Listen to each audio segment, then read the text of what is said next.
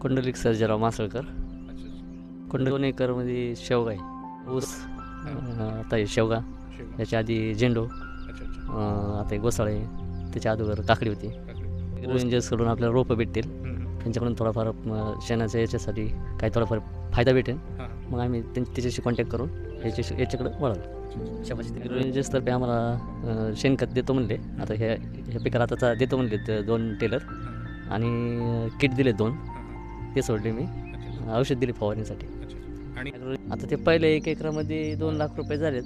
आता हे दुसरा एकर चालू होईल. आता त्याला लावलेलं आहे 7 महिने झाले. 7 महिने. याला 2 महिने. याला दोन. त्याला पूर्ण शेणखत, गांडूळ हे असेच शेण हे नाही. मी लावल्यानंतर लगेच काकडीची रोपं लावली अच्छा अच्छा. आणि 1-1.5 महिन्यामध्ये चालू झाली काकडी चालू झाल्यानंतर आम्हाला एक 5 ते 6 टन काकडी उत्पादन निघालं. 50-60 हजार रुपये उत्पादन ते निघालं. त्याच्यानंतर मग ती काकडीचे वेल सगळे बाहेर काढले हां. आणि घोसाळे लावले. घोसाळा. आता आपण याला ड्रिप केलेलं आहे. ड्रिपमुळे पाणी कमी लागतं. ड्रिपने खतं औषधं सोडता येतात. आणि दुसरा असा फायदा की लेबर लागत नाही, म्हणजे जो पाण्याचा जास्त गैरवापर होत नाही. हां.